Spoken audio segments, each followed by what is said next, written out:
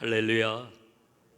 자, 우리 하나님께서 오늘도 여러분 모두에게 예비하신 그 은총을 흠뻑 부어 주시기를 주님의 이름으로 축복합니다. 추석 명절을 잘 보내셨는지요? 그리고 잘 보내고 계신지요? 이 추석 명절이 되니까 저는 그 아버님 생각이 좀 납니다. 아버님은 그 나이 52살에 제 나이 26살에 아주 이른 나이에 세상을 떠나셨습니다. 너무나 갑작스럽게 죽음을 당하셨지요. 벌써 36년이 지난 옛일이 되었습니다. 저는 어렸을 때 정말 아버지를 좋아했다 하는 그런 생각이 납니다. 아버지가 어디를 가시든지 아버지를 따라가려고 얼마나 애를 썼는지 모릅니다.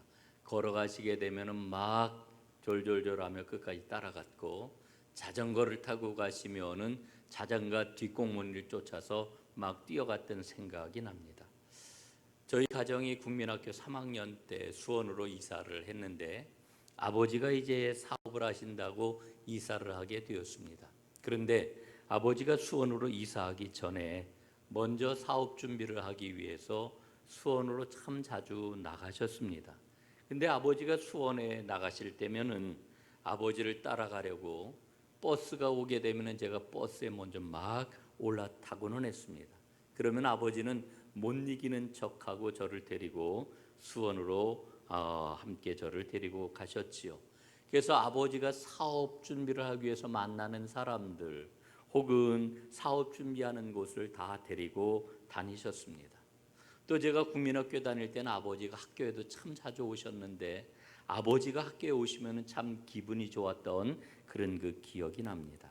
그런데 중학교 들어가면서부터 아버지에 대한 불만이 쌓이기 시작을 했습니다. 아버지가 사업의 실패를 거듭하면서 생활이 굉장히 어려워지기 시작했고요. 급기야는 3남매를 키우는 일이 어머니의 일이 되면서부터 아버지에 대한 그런 반감이 굉장히 제 안에서 커졌습니다. 더더군다나 그때는 제가 사춘기였기 때문에 그 마음이 더 커졌던 것 같습니다. 머리가 커지는 고등학교 무렵부터는 아버지에 대한 그런 그 거부감이 더욱더 커졌고, 그리고 대학에 다니면서부터는 아버지를 제 마음에서 완전히 밀어냈던 그런 생각이 납니다. 그러다가 제가 25살에 학부를 마치고 이제 군대를 가게 되었는데, 군 생활을 하고 있었는데 어느 날 갑작스럽게 아버님이 돌아가셨다는 연락을 받았습니다. 참 신비한 일은 아버지가 돌아가시기 일주일 전에 전화가 왔습니다. 저한테 전화가 와가지고 이렇게 이야기를 하셨습니다. 너 군생활 잘하고 있니? 이번 토요일 날 너를 한번 보러 가야 되겠다. 면회를 가겠다라고 하는 이런 그 전화를 주셨습니다. 그래서 제가 토요일 날 아주 굉장히 기다렸지요. 언제 오시나? 아버지가 이제 오시나 저제나 오시나 기다렸는데, 그런데 어쩐 일인지 아버지가 오시지를 못했습니다. 제가 사실은 왜 면회를 못 오셨느냐고 여쭤보지를 못했어요. 왜 못 오셨는지 지금도 알지를 못합니다. 그리고 나서 며칠 지난 후에 집에서 전화가 왔는데 아버님이 돌아가셨다는 것이었습니다. 전화를 받는데 그냥 멍해지더라고요. 제가 세면장에서 빨래를 하고 있었는데 다시 세면장으로 가가지고 앉아가지고 연신 빨래를 했던 기억이 납니다. 그리고 집으로 돌아와서 아무런 생각 없이 정신도 없이 26살에 아버님의 장례를 치루었습니다. 이제 그 후에 제가 이제 목회를 나가고 또 결혼을 해서 가정도 꾸리고 한 해 한 해 나이를 먹어가면서 제 마음속에 어떤 그러한 그 큰 아쉬움이 있느냐 하면은 아버지가 한 10년만 더 살아계셨다면 얼마나 좋았을까라고 하는 생각을 갖습니다. 그러면은 내가 아버지하고 화해를 할 수 있었을 텐데, 아버지의 그런 그 이야기를 듣고 저도 아버지에게 무언가 이야기를 할 수 있었을 텐데 라고 하는 그런 마음이 문득 듭니다. 아버지가 왜 모르셨겠습니까? 큰아들이 아버지를 그 마음에서 밀쳐내고 당신이 아들에게 인정을 받지 못하고 있다는 그 마음이 얼마나 쓰리고 아팠을까 생각을 하면은 제 마음이 정말 아파집니다. 그런데 제가 아버지 생각을 이렇게 살아가면서 할 때마다 깨닫는 게 있습니다. 사실은 가장 가까운 가족 사이에 가장 크고도 심각한 싸움이 마음속에서 벌어지고 있다라고 하는 것이지요. 여러분, 그 싸움의 정체가 뭘까요? 그 싸움의 정체는 사랑으로 이기기 위한 싸움입니다. 저는 제 나름대로 우리 아버지에 대한 판단을 내렸어요.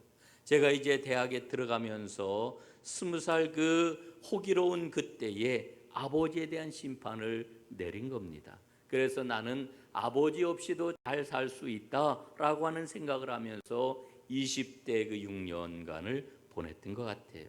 그런데 제가 가정을 꾸리고 목회를 하면서 나이가 한 살 한 살 더 먹어가다 보니까 아버지에 대하여서 판단을 내렸던 것보다 아버지에 대하여서 내가 이렇게 저렇게 결정을 내렸던 것보다 더 소중한 것이 있다라고 하는 것을 알게 된 것이죠. 우리 인생은 반드시 승리를 해야 되는데 그 승리는 판단하고 심판하는 데서 오는 게 아니로구나 하는 것을 깨닫는 겁니다. 그래서 저는 오늘 이렇게 고백을 합니다.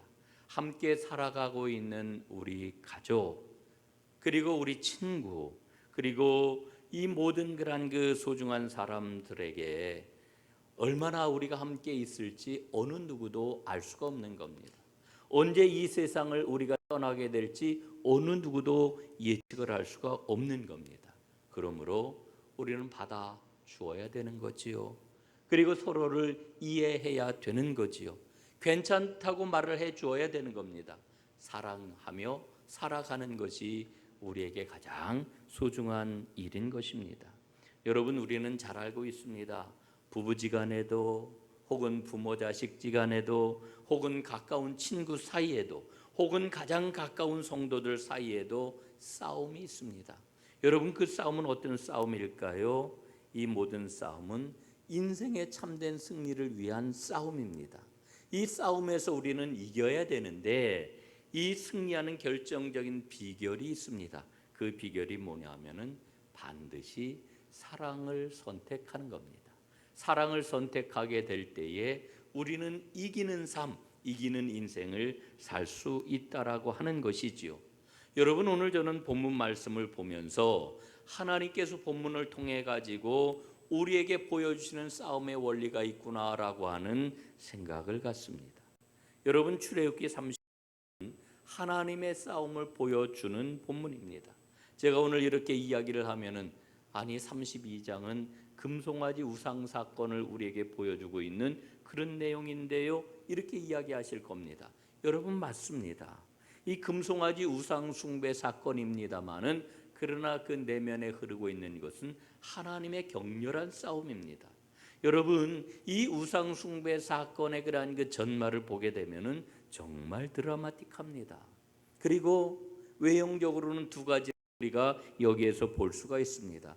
첫째, 우상 숭배의 본질이 뭐냐? 둘째, 하나님의 진노 앞에서 모세는 어떤 기도를 드렸느냐? 이 사실을 우리는 오늘 본문을 통해서 발견할 수 있습니다. 굉장히 중요한 내용입니다. 그러나 이처럼 본문 내용을 외형적으로 살펴보는 것도 중요하지만 더 중요한 것은 이 금송아지 사건 안에 들어있는 하나님의 싸움을 보아야 한다라고 하는 거지요. 하나님은 지금 싸우고 계십니다. 어떤 싸움을 하고 계실까요? 분명하게 징계와 심판을 내릴 것인가? 아니면 사랑으로 용서할 것인가? 이 싸움을 하나님은 지금 안에서 벌이고 계시는 겁니다. 여러분, 오늘 저는 이 전제를 가지고 오늘 본문을 좀 살펴보려고 합니다. 제일 먼저 우상 숭배에 대해서 좀 살펴봐야 되겠지요.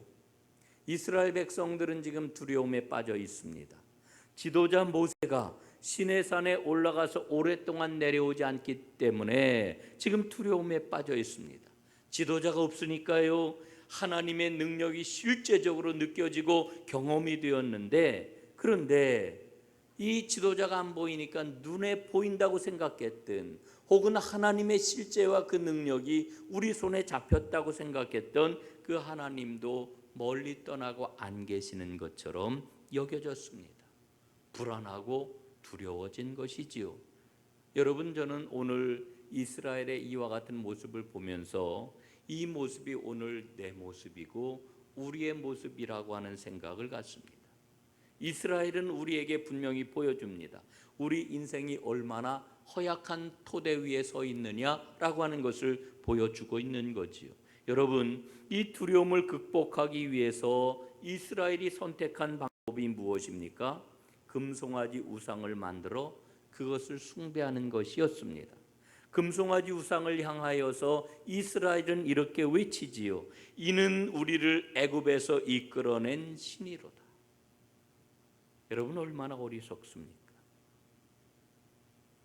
너무너무 안타까운 일 아니겠습니까? 여러분, 이와 같은 이스라엘을 보시면서 하나님은 크게 진노하십니다. 하나님은 당장 이런 조치를 취하시지요. 내 백성이라고 부르시던 이스라엘을 모세를 향하여 뭐라고 말씀하셔요? 내 백성이다, 이렇게 말씀하고 있는 것을 봅니다. 여러분, 하나님이 내 백성이라고 하던 이스라엘을 향하여 모세에게 내 백성이다 이렇게 말씀하시는 것은 굉장히 심각한 문제입니다.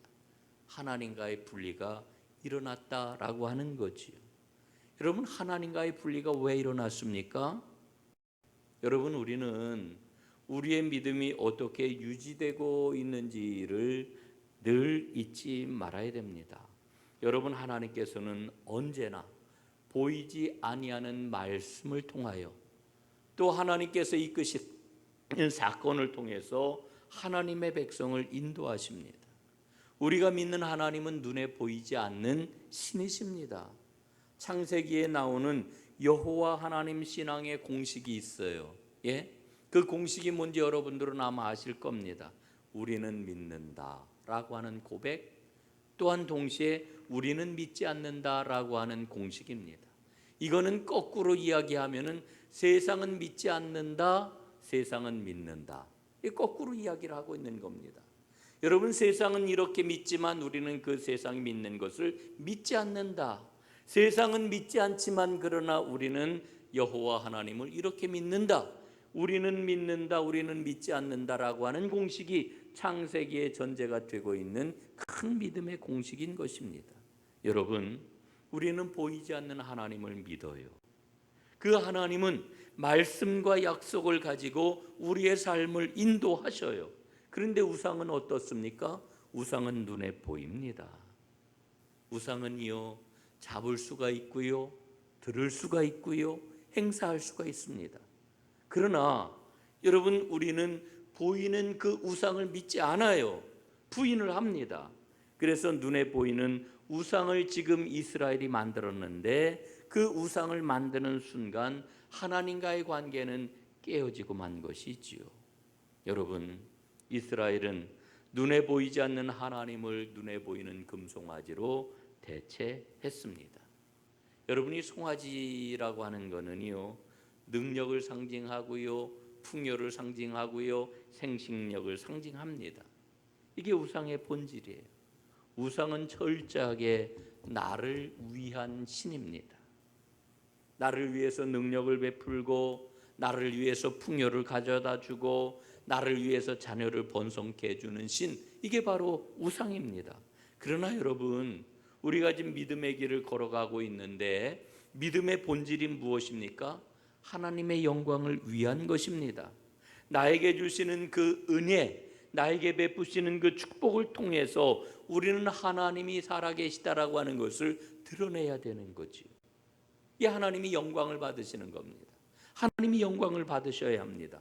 그러나 우상 숭배는 하나님의 영광과는 상관이 없어요. 그저 나만 잘 되면 됩니다. 나만 잘 되면 돼요. 여러분, 이 송아지 우상은 이스라엘이 남유다와 북이스라엘로 분열이 되었을 때 북이스라엘 여로보암 왕에 의해서 다시 역사의 전면에 등장하는 것을 우리는 보지요. 여로보암 왕은 고민에 빠졌습니다. 예루살렘 성전에 가서 하나님께 제사를 드려야 되는데 북이스라엘 백성들이 절기 때마다 예루살렘 성전으로 가는 것을 허락했다가는 나라가 다 절단나게 생겼거든요. 그래서 어떻게 해요? 성소를 만들고 그 성소에다가 금송아지 우상을 세워 놓았습니다. 그리고는 이게 바로 여호와 하나님이다 이렇게 외치면서 그 금송아지 상 앞에서 제사를 드렸던 것입니다. 여러분, 하나님께서는 이 금송아지를 너무너무 미워하셨지요. 호세아서 8장 5절 6절에 보면은 이런 말씀이 나옵니다. 사마리아여. 이 사마리아라고 하는 것은 북이스라엘을 가리키는 거죠. 북이스라엘의 수도입니다. 사마리아여, 내 송아지는 버려졌느니라. 이것은 이스라엘에서 나고 장인 알죠? 이 뭔가를 조형물을 만드는 사람, 장인이 만든 것이라. 참신이 아니니 사마리아의 송아지가 산산조각이 나리라. 여러분, 호세아 선지자는 이 우상 숭배에 대하여서 아주 강력하게 규탄을 하고 있는 것입니다. 여러분, 오늘 우리는 성경 본문을 보면서 이 금송아지 우상 숭배 사건이 일어난 시점을 좀 눈여겨보아야 합니다. 지금이 어떤 시점입니까? 이스라엘은 언약 백성이잖아요. 여러분, 이스라엘의 탄생은 혈통적으로 야곱의 12아들, 이스라엘의 12아들들에 의해서 이스라엘이 형성된 게 아니고요. 사실은 진정한 이스라엘은 시내산에서 하나님의 율법을 받아 언약을 체결하는 그 순간 진정한 이스라엘이 탄생한 것입니다. 언약 백성. 여러분, 그런데 지금 그 순간에 금송아지 우상 숭배 사건이 일어나고 있는 것입니다. 그리고 이 금송아지 우상 숭배는 이스라엘 왕국이 망할 때까지 왕국을 위협해요. 계속해서 위협해요. 거듭해서 위협하는 심각한 문제거리가 바로 이 금송아지 우상 사건이었던 것을 우리는 보게 됩니다. 자, 그렇다면 이 우상 숭배는 왜 사라지지 않았을까? 우상 숭배는 앞에서 말씀을 드렸던 것처럼 인간의 욕심이기 때문에 그래요. 우상 숭배의 본질이 뭐냐면은 인간의 탐욕이기 때문에 그렇습니다. 여러분, 이스라엘은 모세를 감싸고 있던 하나님의 권능이 두려워 가지고 모세의 말을 들었어요. 그들은 출애굽을 하기는 했지만은 여전히 눈에 보이는 세계에 집착을 했어요. 여러분 보십시오. 출애굽기 28장 30절부터 33절까지 말씀을 보면은 하나님께서는 이스라엘에게 가나안 땅을 주시겠다라고 하는 약속을 하셔요. 하지만 그 땅은 눈에 보이지가 않아요. 그리고 그들 눈에 보이는 것은 황량한 광야, 아무것도 없는 광야밖에 보이지가 않는 거예요. 여러분, 지금 모세가 어떻게 하고 있다고요? 하나님의 권능을 보여주었던 이 모세가 산 꼭대기에 올라가서 오랫동안 모세가 눈에 보이지 않게 되자 여러분, 백성들은 그 황량한 그 산 아래에서 큰 두려움에 빠졌던 겁니다. 그래서 그들은 아론에게 요구를 해요. 우리를 위하여 신을 만들어라. 우리를 위하여 신을 만들라. 눈에 보이는 신을 만들어 달라고 아론에게 요구를 했던 것입니다. 여러분, 그러니까 이스라엘은 메마른 광야에서 하나님의 약속을 붙잡는 믿음 대신에 풍요의 상징인 송아지를 만들어서 눈에 보이는 그 욕심을 붙잡았던 것입니다. 이게 우상 숭배의 본질이에요. 하나님은 이와 같은 이스라엘 백성을 보시고 지금 뭐라고 그러셔요? 내가 이 백성을 보니 목이 뻣뻣한 백성이로다. 하나님 앞에 고분고분하게 순종하는 백성이 아니라 하나님을 배반하는 백성이라고 하는 그와 같은 말씀이지. 여러분, 너무나 비극적인 말씀이에요. 여러분, 목이 뻣뻣한 백성이라고 하는 이 말은요, 이스라엘이 광야 생활을 하는 동안에 이스라엘이 어떤 사람들이었느냐, 그럴 때마다 늘 튀어나오는 그와 같은 표현, 그게 바로 목이 뻣뻣한 백성이라고 하는 그런 표현 아닙니까? 여러분, 이거 참 부끄럽기도 하지만 비극적인 그런 그 이야기가 아닐 수가 없습니다. 이 불순종하는 이스라엘에 대해서 하나님은 이렇게 말씀을 하십니다. 10절 말씀, 그런즉 내가 하는 대로 두라, 내가 그들에게 진노하여 그들을 진멸하겠다. 그리고 너를, 모세지요, 너를 큰 나라가 되게 하리라. 자, 하나님의 말씀은 이런 겁니다. 지금 이스라엘을 완전히 진멸하고 모세를 통해 가지고 새롭고도 큰 나라를 이루겠다라고 이렇게 말씀을 하고 있는 거지요. 여러분, 이 상황에서 오늘 모세가 하나님 앞에 중보 기도를 드리고 있는 것입니다. 하나님은 단호하셔요. 내가 이스라엘을 멸하겠다. 그리고 그 이스라엘을 대신해서 모세 너를 통해 가지고 큰 나라를 이룰 것이다. 이렇게 말씀을 하고 있는 것 아닙니까? 여러분, 그런데 그 하나님 앞에 모세가 어떻게 기도를 해요? 하나님 용서해 주세요. 이스라엘을 용서해 주세요. 하나님 한 번만 용서해 주세요. 여러분, 성경에 나오는 가장 위대한 중보기도 바로 모세의 기도 아니겠습니까? 여러분, 오늘 본문을 통해서 우리는 모세가 드린 중보기도가 어떤 기도인지를 분명하게 발견합니다. 두 가지를 보게 되는데요. 첫 번째, 하나님의 이름, 하나님의 명예에 기대어서 드리는 기도가 바로 오늘 모세가 드리는 기도입니다. 모세는 말해요. 만약에 하나님께서 이스라엘을 진멸해 버리신다라고 하면 사람들이 뭐라고 하겠습니까? 지금까지 세상 나라, 세상 모든 민족들은 하나님께서 애굽 왕 바로를 꺾으시고 이스라엘을 해방하셨다, 이렇게 이야기하지 않았습니까? 이스라엘에게 자유를 주셨다, 이렇게 놀라지 않았습니까? 그런데 이스라엘이 하나님의 진노를 받아가지고 광야에서 멸절한다면 사람들은 하나님의 능력에 대해서 의심하지 않겠습니까? 예? 하나님은 결국 자기 백성이라고 이야기한 이스라엘을 진멸하라고 애굽에서 인도해냈구나, 이렇게 말하지 않겠습니까? 이 일은 궁극적으로 바로의 승리를 가져다 주는 것 아니겠습니까? 하나님의 이름이, 하나님의 명예가 어떻게 되겠습니까? 이렇게 기도를 하고 있어요. 예? 하나님의 명예. 여러분, 하나님 앞에 기도할 때에 하나님의 이름에 기대어 기도하시기를 바랍니다. 하나님의 명예가 얼마나 소중한지를 생각하고 여러분 기도하시기를 바랍니다. 두 번째는요, 모세는 하나님의 본성, 그 신실하심과 사랑에 기대어서 기도를 드리고 있습니다. 여러분, 오늘 모세는 하나님 조상들에게 하신 약속을 기억해 주세요, 이렇게 호소를 하고 있습니다. 13절 말씀인데요, 모세는 세 가지를 기억해 달라고 하나님께 호소해. 첫째, 주의 종 아브라함과 이삭과 이스라엘을 기억하소서. 예? 주의 종 아브라함과 이삭과 이스라엘을 기억해 주소서. 두 번째, 주께서 그들을 위하여 너희의 자손을 하늘의 별처럼 많게 하겠다, 약속하지 않으셨습니까? 그 약속을 기억해 주옵소서. 세 번째, 내가 이 온 땅을 너희의 자손에게 주어 영원한 기업이 되게 하겠다, 약속하지 않으셨습니까? 하나님, 이 약속을 기억해 주옵소서.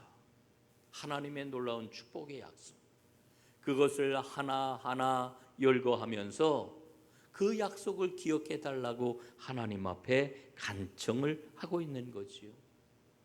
여러분, 하나님이 오늘 모세의 중보 기도를 들으시고 어떻게 하셨습니까?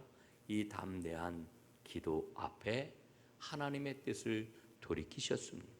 14절에 보니까요, 여호와께서 뜻을 돌이키사 말씀하신 화를 그 백성에게 내리지 아니하시니라. 여러분, 하나님은 진노와 심판의 뜻을 바꾸셔서 이스라엘을 사랑으로 용서해 주셨습니다.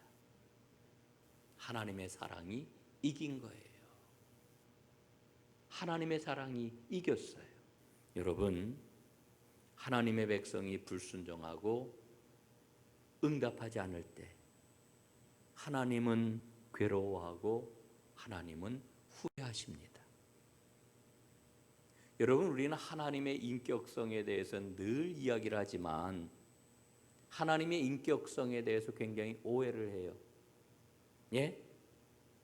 이 인격적인 관계를 갖는다라고 하는 것, 그저 우리가 하나님의 은혜를 받는 것 정도로 이렇게 생각을 해요. 그러나 여러분, 그렇지 않습니다. 하나님은 아무런 느낌 없이 그저 사람들의 행동을 바라보시기만 하는 이런 분이 아니라고 하는 겁니다. 하나님은 느끼셔요. 우리하고 똑같이 느끼셔요. 백성들이 하나님의 사랑에 대해서 제대로 응답하지 아니할 때 괴로워하셔요. 응답을 하는지 응답하지 않는지 그걸 보신다고요. 여러분, 그래서 하나님의 백성들이 하나님 앞에, 그 사랑 앞에 제대로 응답하지 않으면 너무너무 괴로워하시는 거예요. 우리가 이런 노래를 부르잖아요. 나 주님의 기쁨 되기 원하네, 내 마음을 새롭게 하소서. 새 부대가 되게 하여 주사 주님의 빛 비추게 하소서. 내가 원하는 한 가지 주님의 기쁨이 되는 것. 내가 원하는 한 가지 주님의 기쁨이 되는 것. 여러분, 이 노래가 진정한 찬양이 되기 위해서는, 하나님께 올려드리는 찬양이 되기 위해서는 내가 하나님의 사랑에 제대로 응답하지 않을 때 그게 하나님께 엄청난 괴로움이 된다는 것을 반드시 알아야 돼요. 그래야 하나님의 기쁨이 될 수가 있는 거예요. 하나님의 괴로움이 있다라고 하는 것을 알지 못하면서 어떻게 하나님의 기쁨이 되기를 원해요? 예? 여러분, 정말 하나님이 나 때문에, 하나님이 우리 때문에 괴로워하고 계시다는 것을 여러분 아십니까? 그것을 알 때에 우리는 진정으로 주님의 기쁨이 되기를 원한다고 하는 찬양의 주인공이 될 수가 있어요. 여러분, 하나님과의 인격적인 관계는 일방적인 관계가 아니에요. 오늘 본문을 통해서 우리는 어떤 하나님을 만날 수 있습니까? 후회하시는 하나님을 만나요. 이스라엘을 택한 것을 후회하고 계셔요. 그냥 보통 후회하는 게 아니라 환멸하고 계셔요. 지금 하나님은 싸우고 계셔요. 징계와 심판을 행할 것인가, 아니면 사랑으로 용서를 해줄 것인가? 하나님은 지금 싸우고 계셔요. 치열한 싸움을 지금 하고 계셔요. 그러나 하나님은 마지막 결론, 뭐를 선택하셨습니까? 사랑을 선택하셨어요. 하나님의 사랑이 이겨요. 여러분, 하나님이 사랑을 선택하는데 결정적으로 기여한 것이 바로 모세의 중보 기도였습니다. 모세가 하나님께 매달렸어요.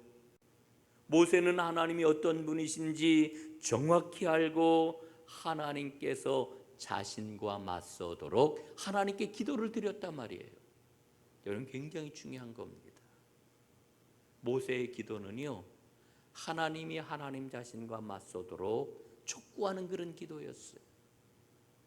여러분도 이와 같은 참 믿음의 기도를 드릴 수 있는 하나님의 사람들이 되시기를 간절히 바랍니다. 결국 하나님께서는 자신의 명예와 자신의 약속을 떠올리셨어요. 징계와 심판의 카드를 꺼내 들었다가 그 카드를 도로 집어넣고 사랑과 용서의 카드를 꺼내 드셨단 말이지요. 근데 사실은 우리가 인간적으로 생각을 하면은요, 이거 참 쉬운 일 아니에요. 여러분, 자녀들에게 아주 엄한 징계를 내리겠다고 그러다가 여러분, 그걸 거두어 드리는 거 체면이 깎이는 일이잖아요. 쉬워요? 쉽지 않아요. 우리가 왜 잘 사과하지 못합니까? 우리가 왜 잘 용서하지 못합니까? 우리가 왜 팔을 벌려 가지고 그래 이제 다 없는 걸로 해 여러분 이러면서 안아주지 못합니까? 우리 안에 알량한 체면이 있기 때문이에요. 지금 하나님은 심판과 멸망의 카드를 꺼내 드셨어요. 여러분 그 카드를 집어넣고 사랑과 용서의 카드를 꺼내드는 거 얼마나 하나님의 체면이 깎이는 일입니까? 그런데 하나님은 개의치 아니하셔요. 돌이키셔요. 하나님의 사랑이 이겼어요. 사랑하는 여러분, 여러분의 믿음 생활에서 이 하나님의 사랑의 은혜를 분명히 믿으시나요? 꼭 그러시기를 바랍니다. 이 사랑을 체험하시기를 바랍니다. 그래서 모세처럼 담대한 기도를 하나님께 드리는 사람이 되시기를 간절히 바랍니다. 저는 하나님의 그 사랑을 확신해요. 여러분도 꼭 그럴 수 있기를 간절히 바랍니다. 기도하겠습니다. 사랑의 주 아버지 하나님 고맙습니다. 하나님이 나 때문에, 하나님이 우리 때문에 괴로워하시는 것을 오늘 저희가 다시 한번 생각을 했습니다. 그러나 결국 하나님은 언제나 하나님의 그 사랑을 선택하시는 것, 하나님의 사랑이 이기시는 것을 저희가 또한 깨달았습니다. 주님, 그 사랑을 확신하게 하시고 그 사랑 가운데 거하게 하시고 그 사랑으로 말미암아 어떤 상황 가운데서도 낙심하지 아니하는 진정한 하나님의 백성들이 다 되게 하옵소서. 예수님 이름으로 기도드리옵나이다. 아멘.